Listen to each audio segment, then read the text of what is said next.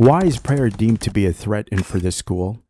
If prayer is a threat in your culture, you need to re-examine yourself. So a female Muslim student in the United Kingdom has lost a court challenge against a top London school's ban on Islamic prayer rituals. Michaela Community School in Brent, North London, known for its very strict regulations and discipline, implemented a ban on Islamic prayer rituals.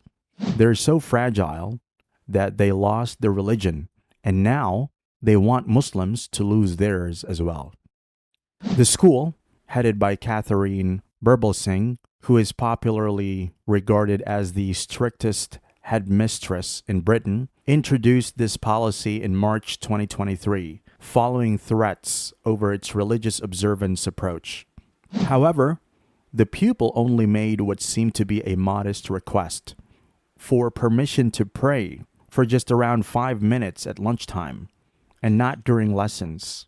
Prior to this incident, Miss Catherine has been known for her vocal stance on education and opposition to woke culture, attracting significant media attention.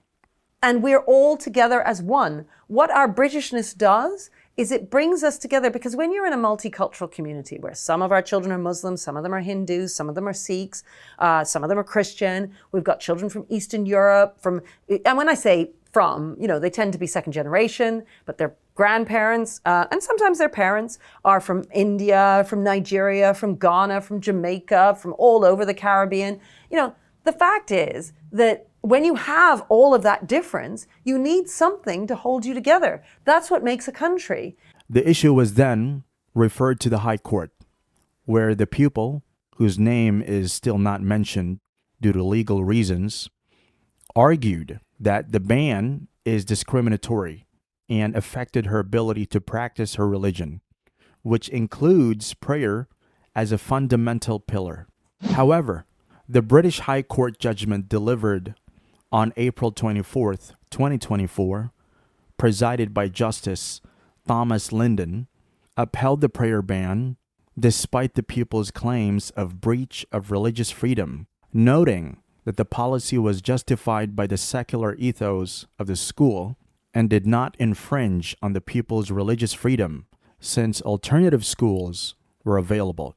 It is important to note that this policy is contradictory to the history of educational inclusivity in England, where religious diversity and accommodation have been long-standing traditions.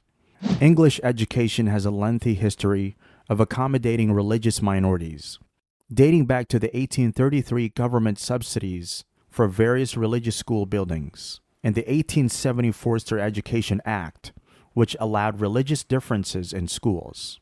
Local educational authorities have accommodated Muslim needs similarly to those of Jewish and Catholic communities since the 1960s.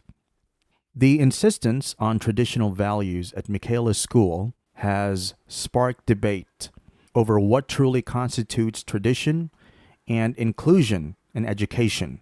True inclusivity, as historically supported, involves accommodating the diverse needs of all students rather than enforcing a uniform ban on religious expressions. The head teacher of the school, Catherine Singh, applauded the ruling, claiming it meant victory for all schools. She went on to defend the policy, stating it as necessary for a conducive learning environment, arguing against the notion of Muslim oppression at the school.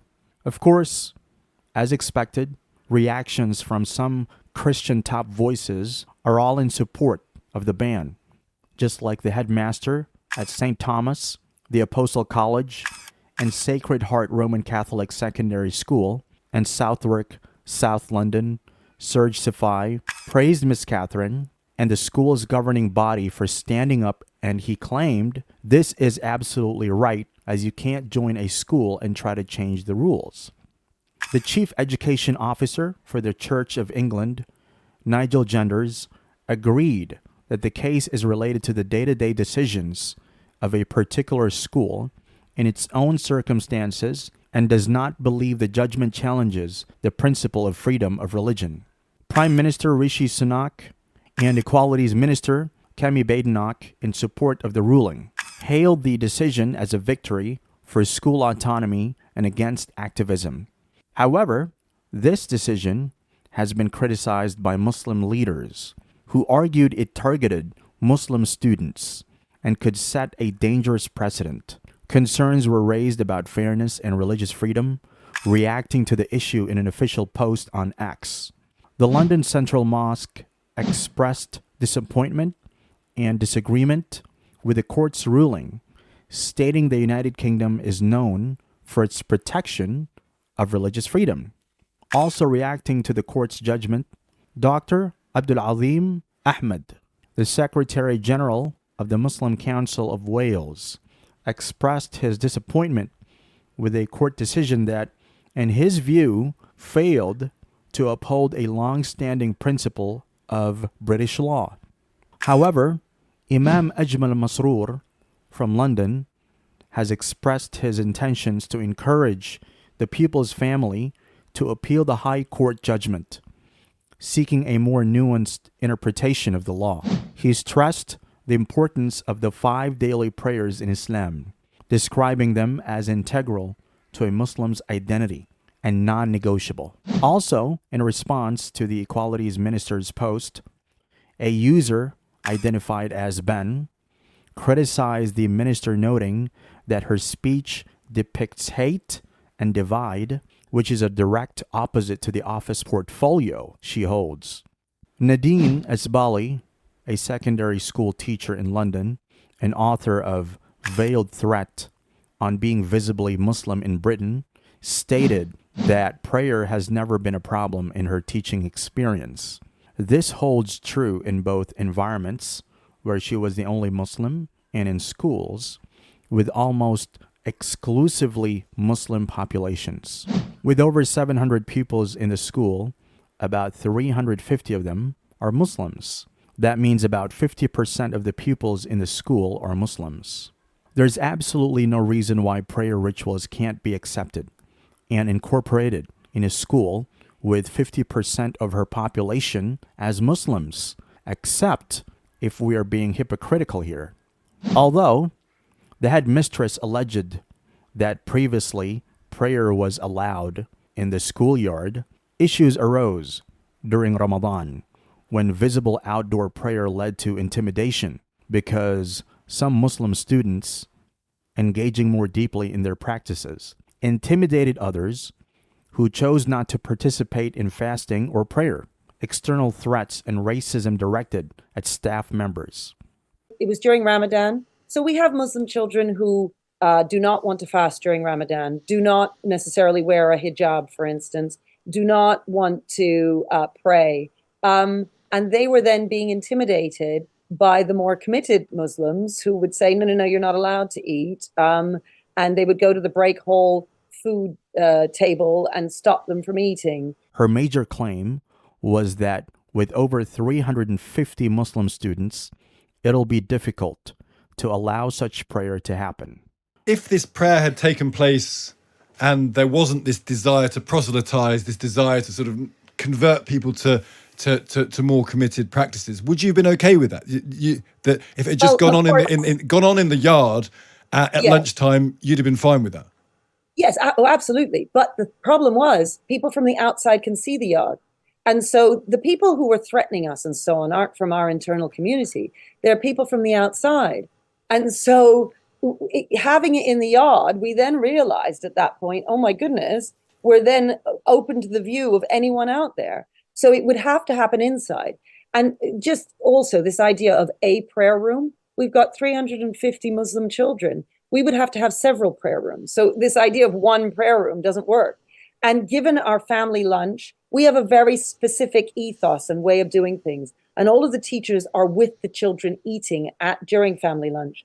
So in order to make prayer rooms happen, we would have to abandon our silent corridors. We'd have to abandon our family lunch. We would have to abandon having bags in the classrooms, and the kids would have to carry their bags and coats around with them. All of the stuff that makes Michaela would not be able to exist in conjunction with allowing the children to free roamly in order to access various rooms over lunchtime. It is important to note that the school operates within a restrictive building originally designed as an office block, and due to the physical and philosophical ethos of the school, there are no prayer rooms provided. A decision they claim is clearly communicated to families upon enrollment. Although Catherine claimed the school is secular, the version of secularism promoted by the school is culturally Christian, which inadvertently accommodates Christian practices and holidays while potentially excluding other religions. If she claims the ban is due to threats, would they be banning Christmas holidays because that's based on Christian values? Would they be banning Easter holidays? Would they be banning our national anthem that says God save the king because God is religious? I'm just sensing a hypocritical stance on the part of this school. And would this school that is avowedly secular, as you call it, would they be banning Christmas holidays because that's based on Christian values? Would they be banning Easter holidays, again based on Christian values? Would they be banning our national anthem that says God save the king because God is religious? I'm just sensing a hypocritical stance on the part of this school. This is definitely a wake-up call to parents who value dunya over the hereafter. Parents who undervalue the essence of praying salah on time just to feel accepted in a place that has no regards for your religion. Of course, there are several other high-standard good schools that give room for such. Teachers in the UK are expected to foster the spiritual, moral, social, and cultural development of students, which seemingly contradicts the school's restrictive policy on prayer. The irony here is that UK schools generally are not strictly secular. They typically include some form of communal worship. From personal teaching experience, inclusive practices regarding prayer have shown positive outcomes in student interactions and understanding across different faiths. The policy at Michaela Community School, however, seems to favor a divide and conquer approach, purportedly protecting students from peer pressure related to religious practices. The ban indirectly discriminates against Muslim, the primary group affected by such restrictions on prayer. The school's academic success places parents in a difficult position of choosing between educational opportunity and religious practice, especially pertinent in the socially deprived area of Brent, where many Muslims reside. There is a growing concern that Muslim practices are increasingly being viewed through a lens of extremism or being anti-British. Upholding the prayer ban at such a successful school perpetuates this narrative and could potentially alienate Muslim students further.